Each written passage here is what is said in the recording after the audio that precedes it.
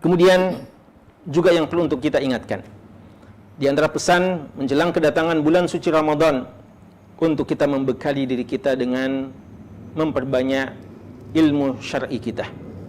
Di bulan suci Ramadan begitu banyak yang akan kita lakukan, begitu banyak ibadah-ibadah yang akan kita lakukan, dan berapa keadaan-keadaan yang mungkin membuat kita kadang tidak tahu mengambil sikap ketika kita ditimpa sesuatu, ketika datang keadaan khusus pada kita. Kita butuh mengetahui apa hukum syariat tentang masalah tersebut. Oleh karenanya sangat indah pesan yang selalu kita ulang-ulangi, yang pernah dikatakan oleh Imam Bukhari rahimallahu ta'ala, al-ilmu qabla al-qaul wal-amal. Ilmu itu harusnya ada sebelum kita berkata dan sebelum kita beramal. Menjelang datangnya Ramadan, mari kita terus membekali diri kita dengan ilmu ini. Kegiatan kita ini, penataran seputar Ramadan dan taklim-taklim yang lainnya, adalah kesempatan untuk kita menambah ilmu kita. Benar, saat sekarang kita tidak bisa lagi duduk bermajlis di masjid-masjid, mendengarkan langsung taklim-taklim para asatidah untuk kita membekali ilmu kita dengan hal-hal yang kita butuhkan di bulan suci Ramadan. Tapi taklim-taklim online hari ini jangan disia-siakan. Di samping kita terus membaca buku-buku karya ulama kita yang menjelaskan masalah-masalah tersebut. Kemudian juga kita ingatkan untuk meningkatkan kualitas dan kuantitas ibadah kita di bulan suci Ramadan. Bulan suci Ramadan adalah bulan ibadah. Bulan suci Ramadan adalah bulan untuk kita lebih dekat kepada Allah Subhanahu wa taala. Amal soleh insyaallah dilipat gandakan pahalanya di sisi Allah Subhanahu wa taala di bulan yang penuh berberkah ini. Maka mari kita jaga kualitas puasa kita. Puasa saum adalah ibadah yang paling utama di bulan suci Ramadan, dan dialah ibadah yang paling wajib, dan dialah rukun Islam yang keempat yang wajib untuk kita lakukan di bulan suci Ramadan ini. Perbaiki kualitasnya. Demikian pula salat tarawih.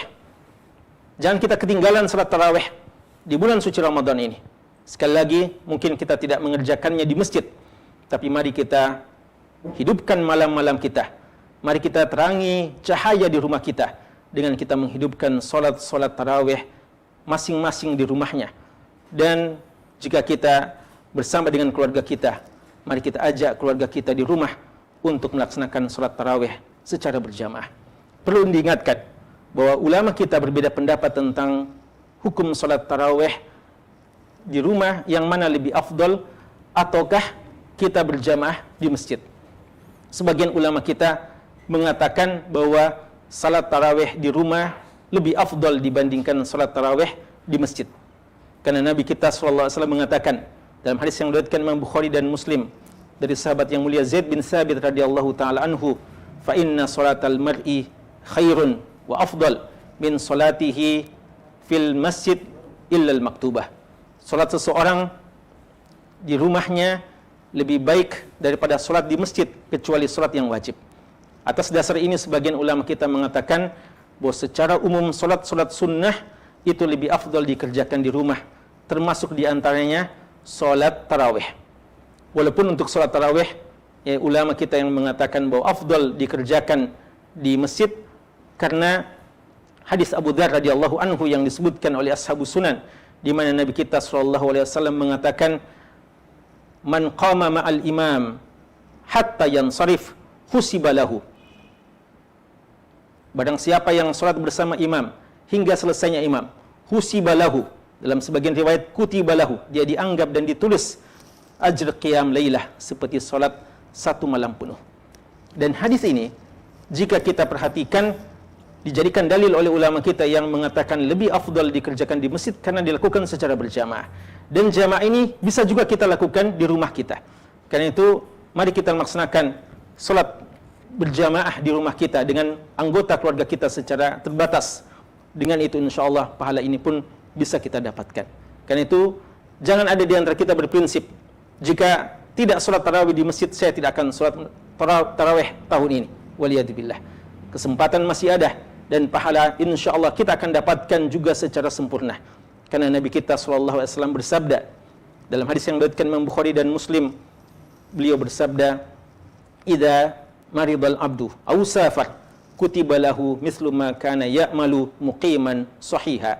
Jika seorang hamba sakit atau mengadakan perjalanan, maka akan tetap tercatat baginya pahala secara sempurna sebagaimana ketika dia melakukan ibadah tersebut dalam keadaan mukim dan dalam keadaan sehat. Maksudnya, ketika kita dalam keadaan mukim, dalam keadaan domisili tidak bepergian yang jauh, dan ketika kita dalam keadaan sehat, kita melakukan ibadah secara maksimal.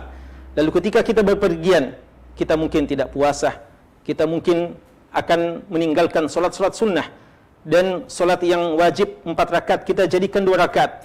Tapi di sisi Allah pahalanya tetap sempurna. Demikian pula ketika kita sakit, tidak lagi melakukan berjamaah. Ketika kita sakit, meninggalkan hal yang sunnah.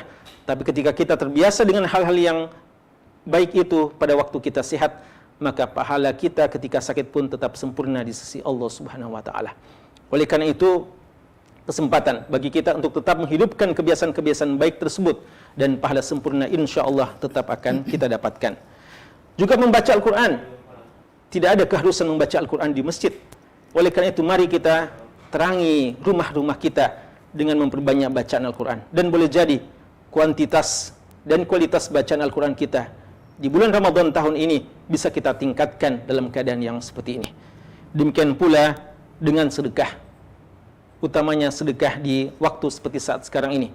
Nabi kita SAW sebagaimana yang disifatkan oleh Abdullah bin Abbas radhiyallahu taala anhuma, karena Rasulullah SAW ajwadan nasi wa ajwadu ma yakunu fi Ramadan hina yalqahu Jibril.